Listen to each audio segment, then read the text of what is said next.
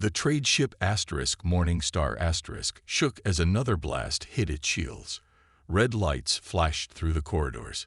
Jin-Ho ran down the hallway, tools bouncing in his pockets. "Engine room, report," the captain's voice shouted over the ship's speakers. Jin-Ho grabbed his radio. "This is Jin-Ho. We are losing power fast. I can give you maybe 10 more minutes of shield power." The truth was worse. The Morning Star was done for. Outside, 3 Drak warships surrounded them. Everyone in the galaxy knew what that meant. The Drak never took prisoners. Well, they did, but no one ever came back. Jin-Ho reached the engine room and found smoke filling the air. 2 of his team lay on the floor. He checked them quickly. Still breathing, just knocked out. He dragged them toward the escape pods. Another blast rocked the ship. Jin-Ho fell against the wall, hitting his head hard. His vision blurred, but he kept moving. One rule of space travel: never give up. "All crew, prepare to be boarded," the captain announced, his voice heavy with fear. "May whatever gods you believe in watch over you all." Jin-Ho pushed his friends into the small escape pod. There was room for one more, but alarms were already blaring throughout the ship. The Drak were on board. He hit the launch button and watched the pod shoot away from the ship. At least his friends had a chance. He turned and found himself facing 3 tall figures in black armor. The Drak had arrived. Jin-Ho had only seen pictures of the Drak before. In person, they were even more frightening. They stood nearly 7 feet tall, with gray-blue skin and faces that seemed frozen in a permanent frown. Their eyes were large and entirely black, like looking into empty space. "Human," the middle one said, voice flat and cold. "You will come with us." Jin-Ho raised his hand slowly. "Sure thing. Just don't expect me to dress up for the occasion." The Drak tilted their heads, looking at each other. They didn't understand his joke. Of course they didn't. Everyone knew the Drak had no sense of humor. They were the most feared species in the galaxy because they felt nothing. No mercy, no joy, no sadness. Just cold purpose. The tallest Drak grabbed Jin-Ho's arm and pushed him forward. They marched through the ship, past the bodies of the crew. Jin-Ho tried not to look, but he couldn't help noticing the captain slumped in his chair, eyes staring at nothing. They'd reached the docking bay where a Drak shuttle waited. Jin-Ho was the only prisoner. It seemed the others had either escaped or were killed. "Where are you taking me?" Jin-Ho asked as they shoved him into the shuttle. "To the flagship. Commander Yun-Ki will question you." Jin-Ho had heard stories about Drak interrogations. They didn't use torture. They considered it inefficient. Instead, they used drugs and machines that pulled information directly from your mind. Few survived with their sanity intact. The shuttle disconnected from the dying human ship and flew toward a massive black vessel in the distance. It was shaped like a blade, sharp and threatening. The Drak flagship. As they approached, Jin-Ho could see hundreds of smaller ships moving around it like insects around a hive. The Drak controlled this entire sector of space. No human had ever been inside their flagship and returned to tell about it. "First time for everything," Jin-Ho muttered to himself. "What did you say, human?" one of the guards demanded. "I said, nice place you've got here. Do you offer tours to all your guests, or am I special?" Again, the Drak looked confused. One of them hit Jin-Ho on the shoulder, hard enough to make him wince. Silence. Commander Yun-Ki does not appreciate useless noise. Jin-Ho fell quiet as the shuttle entered the massive ship. Whatever was going to happen next, he would face it the only way he knew how, with his humanity intact, bad jokes and all. Commander Yun-Ki stood at the large window of her office, looking out at the stars. Her reflection showed what all Drak looked like: tall, with blue-gray skin, a wide face, and completely black eyes. Unlike other species, Drak faces rarely moved. They did not smile. They did not frown. They simply were. Yun-Ki had served the Drak Empire for 30 years. She had risen through the ranks because she was efficient and logical. Emotions were seen as weakness in Drac society. Their ancestors had evolved on a world with no sun, only the light of distant stars. They had been hunters in the dark. They had learned to be silent, patient, and deadly. A soft beep came from her desk. "Commander, the human prisoner is ready for questioning," the voice said. "Bring him in," Yunki replied. 2 guards entered, pushing Jin-Ho between them. The human looked small compared to the Drac, but he did not show fear. This was unusual. Most beings trembled before the Drac. "Leave us," Yunki ordered the guards. They left without a word. Jin-Ho looked around the office. It was plain, with no decorations. Just a desk, 2 chairs, and star charts on the walls. "Your ship entered restricted space," Yunki said. "Why?" Jin-Ho sat in the chair across from her. "Our navigation system was damaged in an asteroid field. We were off course." Yunki studied him. Humans were known to lie. All emotional beings lied. "We will verify this. If you lie, the consequences will be severe." "I understand," Jin-Ho said. Then he added, "Nice place you have here." "Very cozy." Yunki tilted her head slightly. The human was using words that did not match reality. Her office was not cozy. It was functional. "You attempt to use humor. This is pointless with Drac." "Sorry, force of habit," Jin-Ho said. "On human ships, we joke to ease tension. There is no tension to ease. You are a prisoner. I require information. You will provide it or face the consequences." Jin-Ho nodded. "Fair enough. What do you want to know?" Yunki pressed a button, and a hologram appeared between them, a map of nearby systems. "Human expansion has increased in this sector. Why?" "Resources, new places to live, the usual reasons," Jin-Ho said. "We're explorers by nature." "Exploration without purpose is inefficient," Yunki stated. Jin-Ho laughed, a short burst of sound that made Yunki blink. "Efficiency isn't everything," he said. This concept was alien to Yunki. In the Drac Empire, efficiency was everything. The strong led. The weak followed. Every Drac knew their place. There were no celebrations, no art, no music, only function and purpose. "Your kind is chaotic," Yunki said. "You spread across the galaxy without plan or purpose." "We have purposes," Jin-Ho replied. "They're just different from yours. We value joy, discovery, freedom." These were words Yunki knew, but did not understand. Drac children were not raised to seek joy. They were trained to be useful. From birth, they were tested and sorted. The smartest became scientists. The strongest became warriors. The rest served where needed. "The Drac have conquered 12 systems in the past century," Yunki said. "We bring order to chaos. It is our purpose." "And has it made you happy?" Jin-Ho asked. Yunki paused. "Happy is irrelevant. We are successful. We are powerful." Jin-Ho smiled slightly. "You know where I come from. We have a saying. All work and no play makes Jack a dull boy." "Who is Jack?" Yunki asked, genuinely confused. "It's just an expression. It means that life needs balance. Working all the time without enjoyment makes for a boring existence." Yunki stood abruptly. This conversation was becoming inefficient. The human was trying to distract her with meaningless concepts. "You will be placed in a cell while we decide your fate," she said. "Tomorrow, you will undergo brain scanning to verify your story about the navigation error." As the guards returned to take Jin-Ho away, he looked back at Yunki. "You know, Commander, you almost made a face when I mentioned Jack. For a second there, I thought you might be curious." The guards pulled him out before Yunki could respond.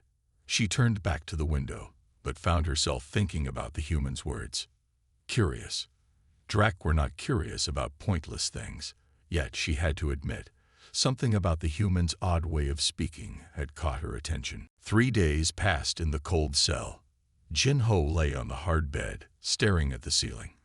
The Drac had taken blood samples and brain scans. They had asked him many questions. Always the same flat voices, the same empty black eyes. The door slid open. Commander Yun-Ki stood there with 2 guards. "Come," she said. "Your story about navigation errors was true." Jin-Ho sat up. "So I'm free to go?" "No. You have seen too much of our ship, but you will be moved to better quarters and treated as a research subject rather than a prisoner." Better than being executed, Jin-Ho thought. He followed Yun-Ki down a long hallway. Drac moved past them, all with the same blank expressions. None spoke to each other unless necessary. "Do Drac ever just chat with each other?" Jin-Ho asked. "Chat?"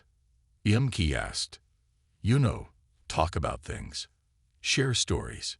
Make jokes. Unnecessary communication is inefficient," Yun-Ki said. They entered a room with a table and 2 chairs. Food waited on the table. It was plain, some kind of grain and protein, but better than what he'd been given in his cell. "Eat," Yun-Ki said. "Then we will talk more."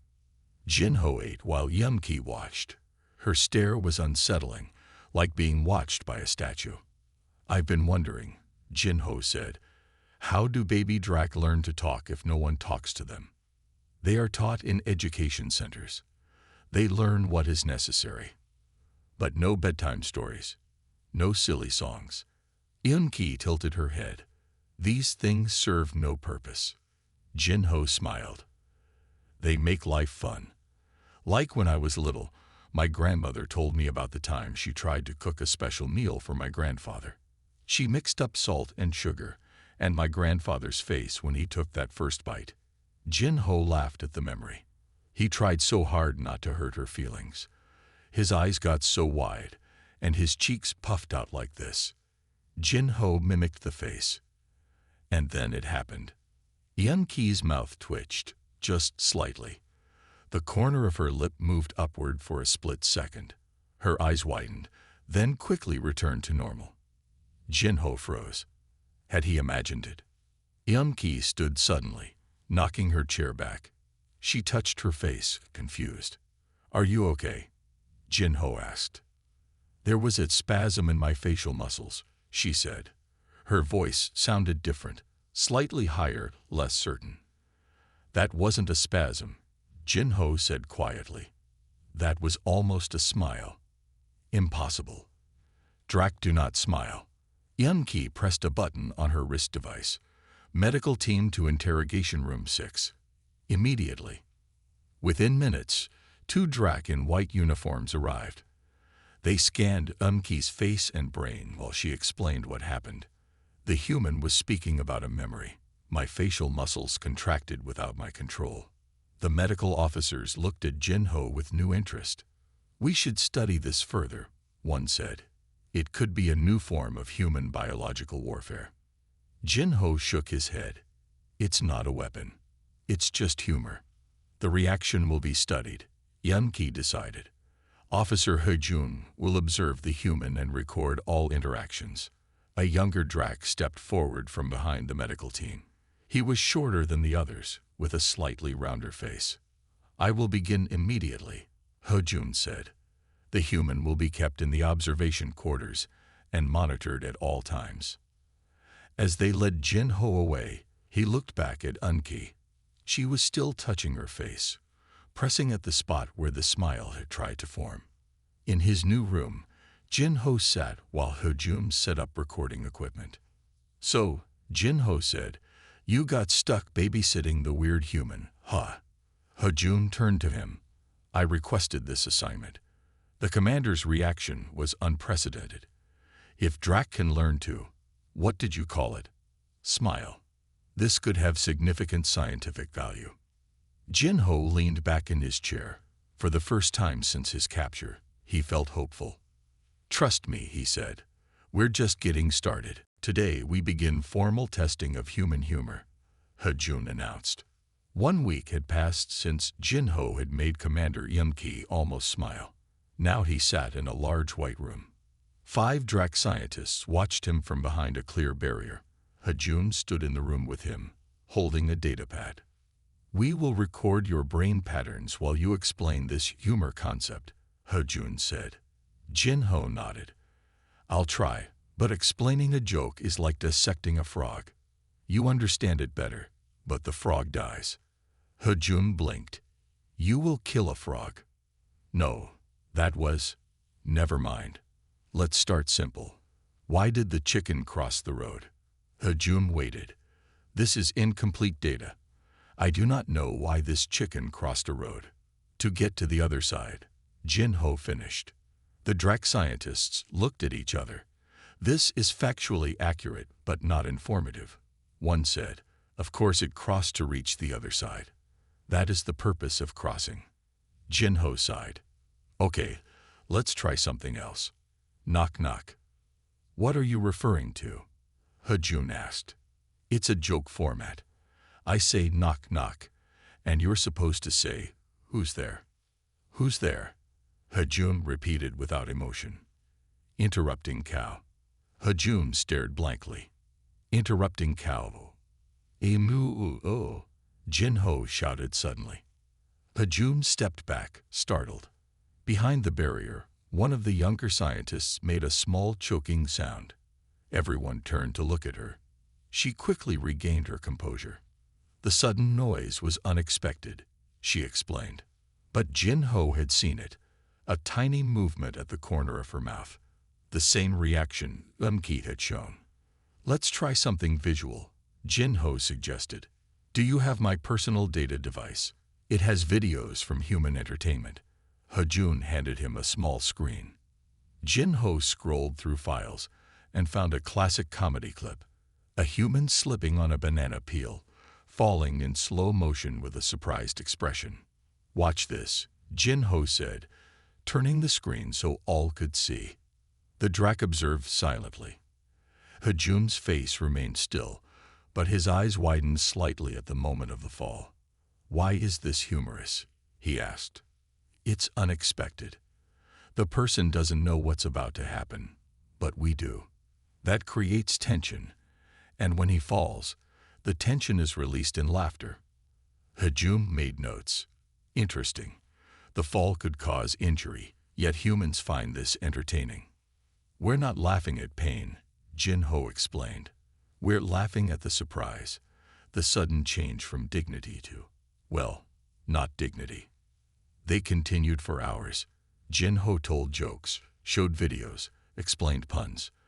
The Drac remained mostly stone-faced, but Jinho noticed small changes, occasional eye blinks, slight head tilts, quick glances at each other when something almost worked. After the session, Hajun studied his datapad. "Something interesting?" Jinho asked.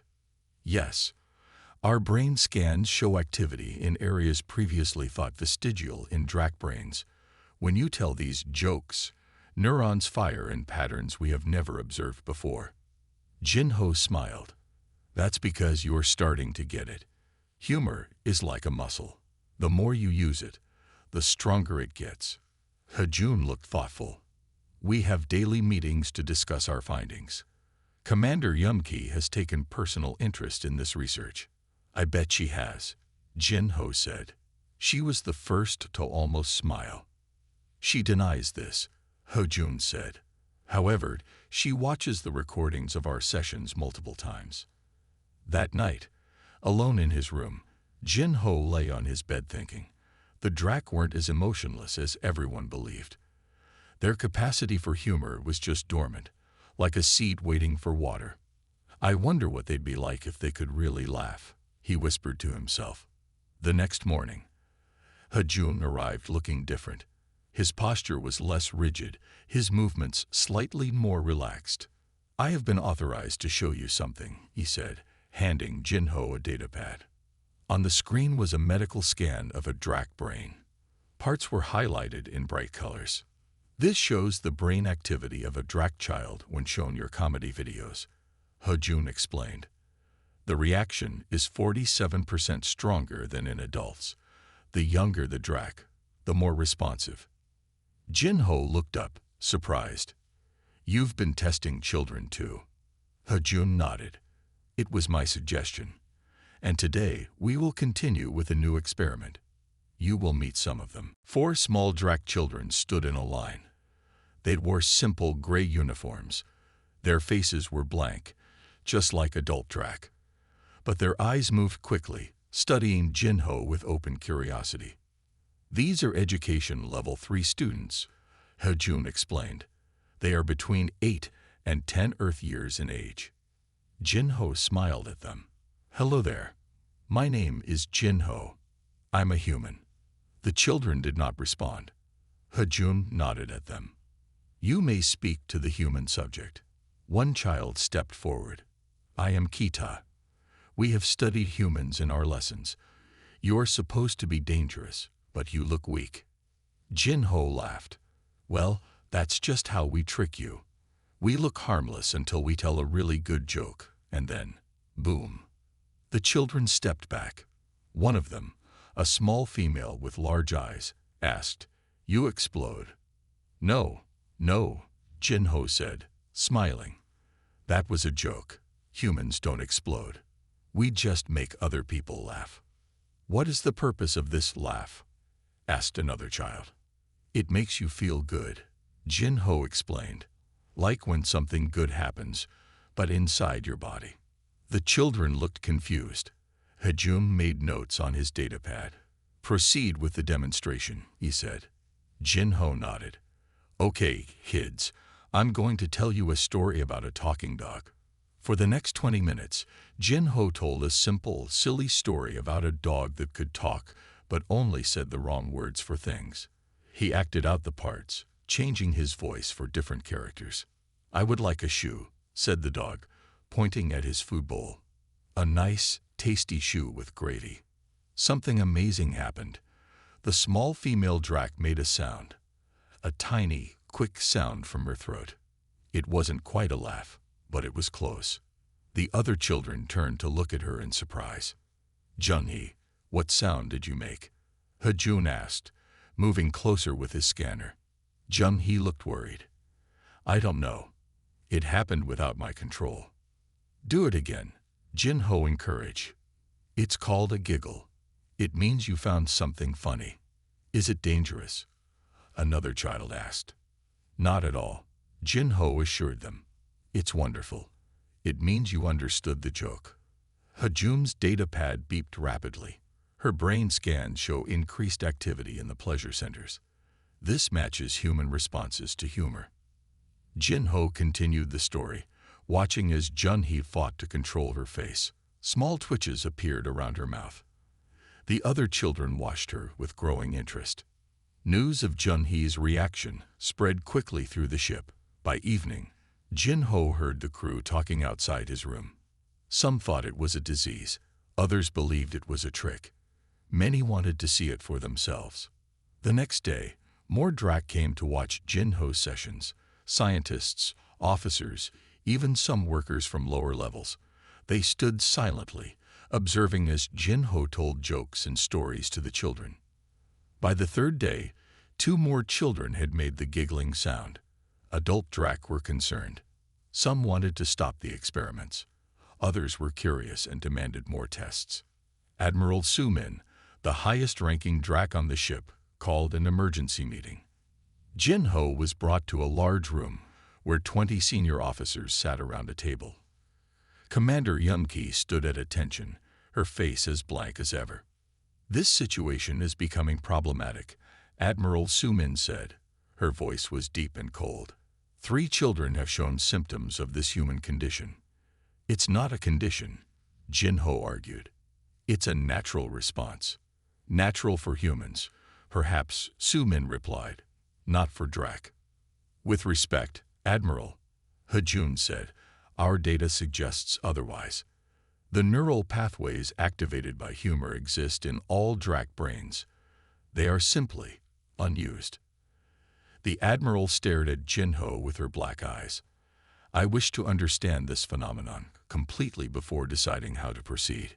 Human, you will demonstrate this humor for me, privately. Jinho looked at Unki, who gave him a tiny nod. I'd be happy to, Admiral, Jinho said. Just try not to explode with laughter when you hear my best jokes. Several officers looked alarmed, and Jinho quickly added, that was a joke too. No one actually explodes. For the first time, he thought he saw something like interest in the Admiral's eyes. Admiral Sumin's private office was large and cold. Unlike other drac rooms Jinho had seen, this one had a few decorations, medals in a case, a map of conquered star systems on the wall, and a strange crystal sculpture on the desk. Jinho stood in the center of the room. Only the Admiral, Commander Yunki, and Hejun were present. A medical scanner sat ready to monitor the Admiral's brain. Begin, Sumin ordered. Jinho took a deep breath. Admiral, to understand humor, you need to know that it often comes from unexpected connections or surprising outcomes. Proceed with an example, Sumin said coldly. Jinho had been thinking carefully about what might make a drac laugh. Simple jokes hadn't worked well with adults. He needed something that would connect with their psychology. Let me tell you about a great military leader, Jinho began. He had conquered many worlds and was feared throughout the galaxy. The Admiral's expression didn't change, but Jinho noticed she sat slightly straighter. Good. He had her interest. This leader was so powerful that he never faced real challenge. His enemies surrendered before battle. His officers obeyed without question. Sumin nodded slightly. This was the drac ideal. One day, the leader visited a newly conquered planet. He toured a facility where the local species made their ships. The leader walked with perfect posture, showing his superiority. Jinho began to demonstrate, walking tall and straight, chin up, looking down as if examining inferior beings. He was imitating the Admiral's own manner. He inspected their pathetic ships, their weak weapons. Then he turned to address his new subjects. Jinho turned sharply, still imitating the proud posture. But as he turned, he pretended to slip on something and stumbled.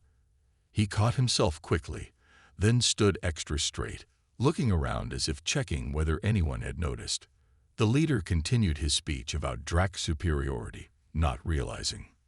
Jinho turned his back to them, and they could see he had stuck a small piece of toilet paper to his boot. That the greatest military mind in the galaxy was now spreading paper from the waste facility everywhere he walked, while his officers were too afraid to tell him. Ajum's eyes widened slightly. Yunki's mouth twitched again. And then it happened. Admiral Sumin made a sound, a short, sharp exhale through her nose. Her shoulders jerked once.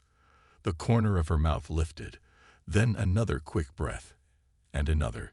She was laughing. The medical scanner beeped rapidly. Hajum stared at the readings in amazement. Admiral, Yunki said, concerned.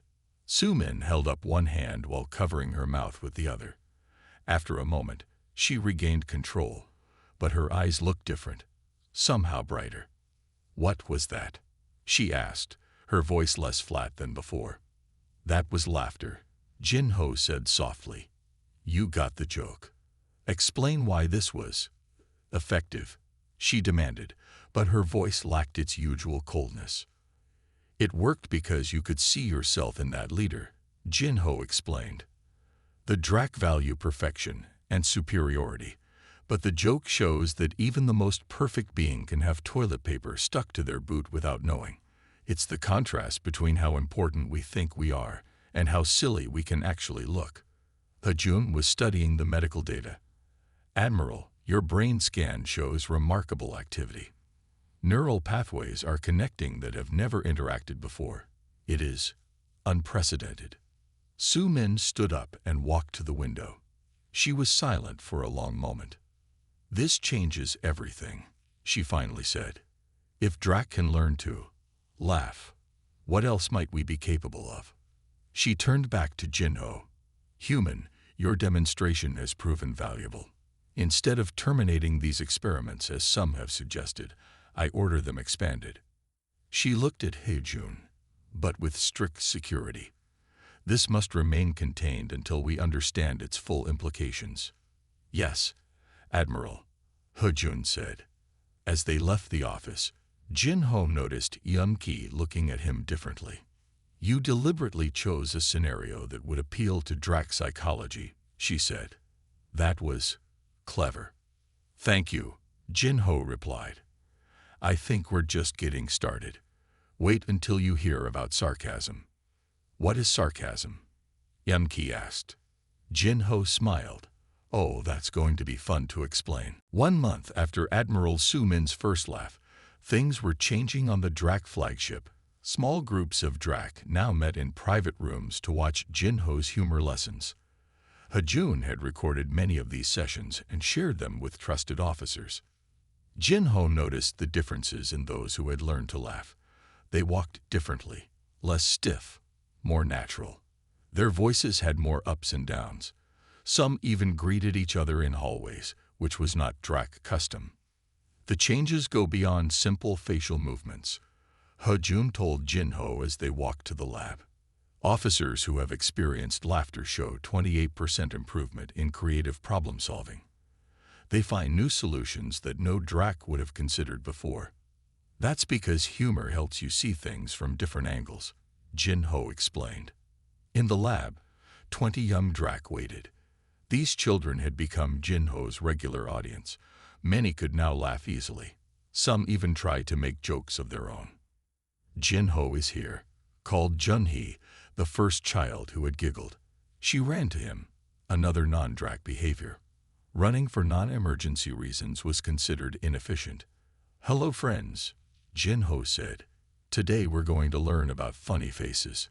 For the next hour, Jin-ho showed the children how to cross their eyes, puff their cheeks, and stick out their tongues. The room filled with the sound of children laughing, a sound never before heard on a Drac ship.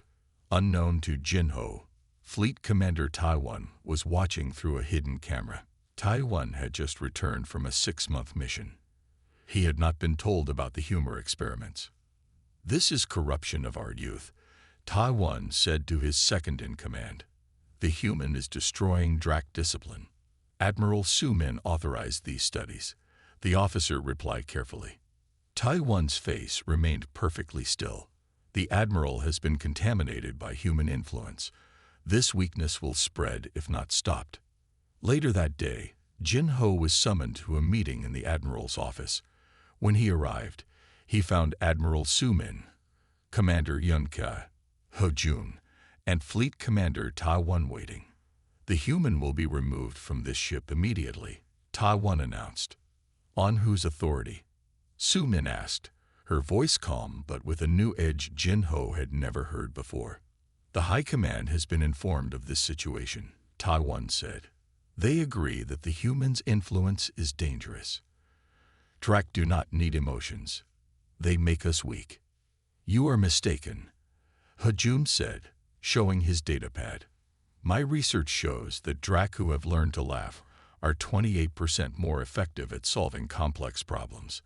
They show better teamwork and communication. They are becoming less Drac, Taiwan insisted. This change threatens everything we are. Admiral Su-min stood. I disagree. We are discovering what we could be. For the first time, Jin-ho saw conflict openly displayed between Drac leaders. It was subtle, tense postures, slightly raised voices, but for Drac, this was like shouting. The Drac conquered half the galaxy through strength and discipline, Taiwan said, not through jokes and silly faces. Perhaps that is why those we conquer hate us, Yun-ki said quietly. Perhaps there is another way to be powerful. Taiwan looked at her. You have been most affected by this human disease. You were once our most effective interrogator. Now you speak of being liked rather than feared. Yun-ki did not deny it. I have changed. I now question things I never questioned before. Exactly my point, Taiwan said. Doubt is weakness. Or wisdom, Su-min countered. The meeting ended without resolution. As Jin-ho was led back to his quarters, Hejun walked with him. Taiwan has the support of many traditional Drak, Hejun said. He has requested permission to end all humor research and remove you from the ship. You mean kill me, Jin-ho said. Hejun did not deny it. Those of us who have experienced laughter will protect you. We now understand what would be lost. Jin-ho nodded. It's not just about laughing, is it? It's about becoming complete. Yes, Hejun said simply. For the first time, we are beginning to feel whole. Jin-ho woke to the sound of alarms. Red lights flashed in his room. He jumped out of bed just as Hejun burst through the door. We must move quickly, Hejun said. Taiwan has taken control of the ship. What happened? Jin-ho asked, pulling on his boots. He arrested Admiral Su-min and Commander Yun-ki during the night. He has declared an emergency and taken command. They ran through the corridors. Other Drak joined them, scientists and officers who had learned to laugh. Their faces showed something Jin-ho had never seen on Drak before: worry. Taiwan has ordered all those infected with human humor to be quarantined, one officer explained. He plans to remove you from the ship within the hour. He means to kill me, Jin-ho said. No one denied it. They reached a large storage room where 30 Drak had gathered. Jin-ho was surprised to see Jun-hee and several other children among them. The children refused to stay behind, Hejun explained. They say you are their friend. Jin-ho felt a lump in his throat. 6 weeks ago, these Drak would have watched him die without blinking. Now they were risking their lives to save him. What's the plan? He asked. A female officer stepped forward. We need to free Admiral Su-min and Commander Yun-ki. Then we must reach the communication center and contact High Command. Taiwan has told them we are sick, Hejun added. They do not know the truth about what we have discovered. How can we show them? Jin-ho asked. Jun-hee tugged at his sleeve. The recordings. The ones of us laughing. Jin-ho looked at Hejun. The brain scans, the videos of the children learning to laugh. If we could broadcast those throughout the ship. And to High Command, Hejun agreed. They would see that this is not a sickness but an evolution. They'd formed a plan. Half the group would free the Admiral and Commander. The others, led by Jin-ho and Hejun, would go to the communication center. As they moved through the ship, they heard Taiwan's voice over the speakers. All crew, the human prisoner has escaped. He carries a dangerous infection that destroys Drak discipline. Capture him alive if possible. If not, terminate him. They reached a junction where 2 corridors met. Suddenly, armed Drak appeared, blocking their path. Stop, the lead guard ordered. Surrender the human. Jin-ho stepped forward, hands raised. Listen to me. You've been told I'm spreading a disease, but it's not true. I'm helping the Drak discover something that was always inside them. Do not listen, the guard said. The human uses tricks. Hejun moved beside Jin-ho. These are not tricks. Look at this. He held up his data pad, showing videos of Drak children laughing, playing, making jokes. Some of the guards hesitated.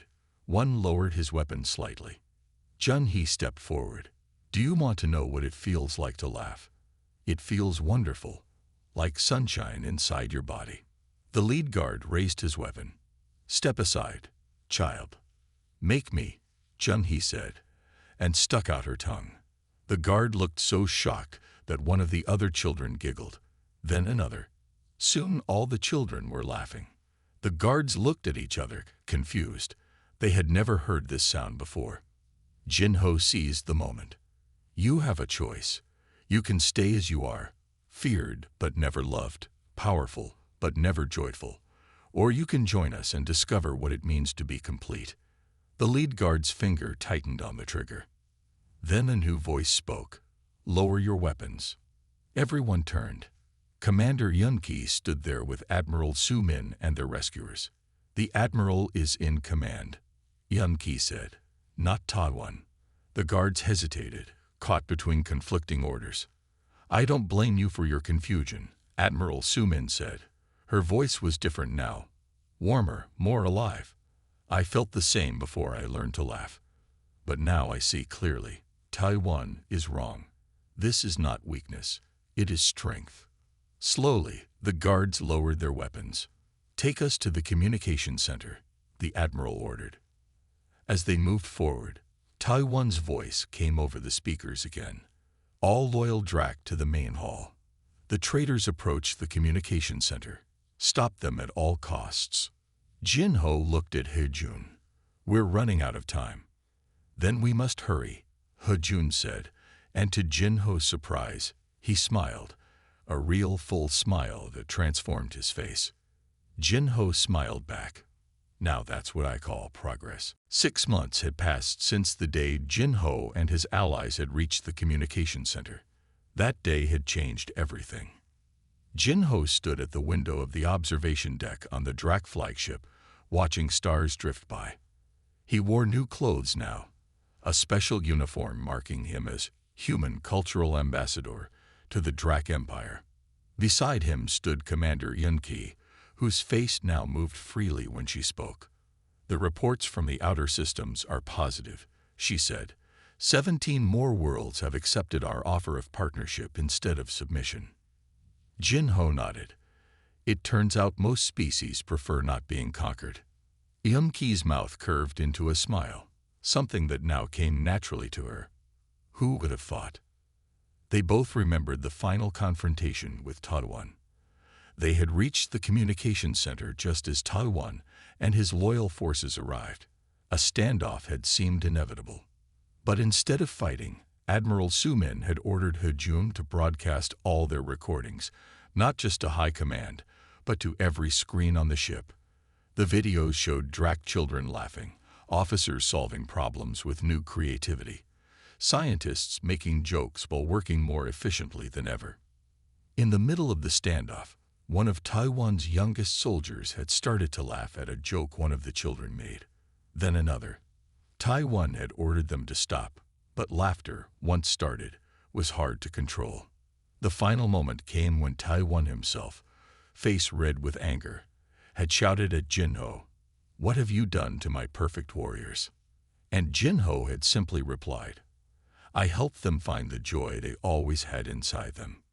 Taiwan had raised his weapon, aimed at Jin-Ho's heart, and Jun-He had stepped between them, looked up at the tall commander, and said, "You need a hug."